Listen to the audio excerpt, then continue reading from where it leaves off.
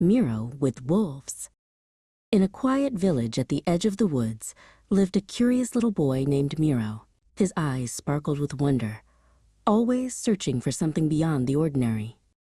One morning, Miro's mother left the house, warning her children not to step outside. But the youngest, Miro, saw a butterfly shimmering with magical colors fluttering just beyond the garden gate. Without a thought, he slipped out the door.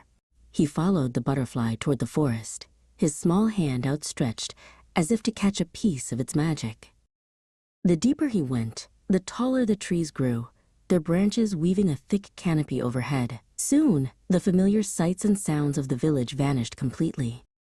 When the magical butterfly disappeared, a deep silence pressed upon him. As the sun began to set, long, distorted shadows stretched across the forest floor, and Miro realized he was lost.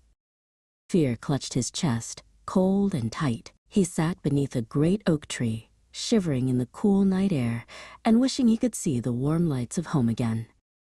Suddenly, he saw them. Through the deep shadows of the undergrowth, two golden eyes appeared, glowing softly in the distance. They were not scary, but calm and watchful.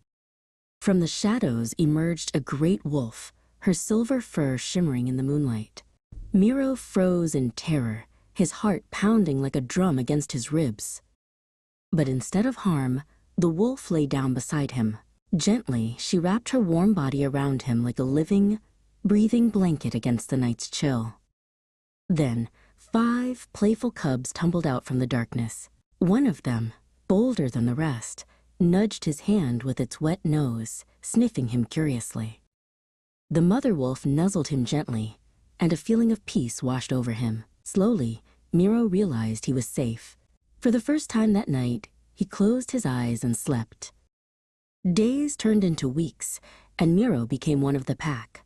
He ran with the cubs through sun-dappled meadows, their joyful yips and his laughter echoing in the air. He splashed with them in cool, clear streams, the water laughing as it tumbled over smooth stones and tickled their feet and paws. He learned the secrets of the forest, not with words, but with his heart. He listened to the whispers of the wind in the leaves and felt the steady, ancient heartbeat of the woods. Though he sometimes missed the smell of his mother's baking and the softness of his own bed, Miro felt a new kind of happiness, a feeling of deep belonging. He was no longer just a lost child. He was a child of the forest, part of a family chosen by love and the magic of the wild. One day, as he played a game of chase with the cubs, a voice echoed through the trees. "Miro, Miro, where are you?" His heart leapt. It was his mother. "Mother!" Miro cried with a joy that filled the entire forest.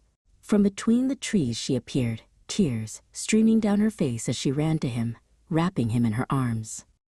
"Let's go home, my son," she whispered. Miro looked back.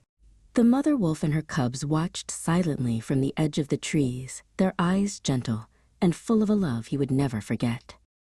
Miro returned home, but his heart was forever changed. Each night he opened his window and listened to the whispers of the forest, knowing that in his dreams he would run again with his wild family.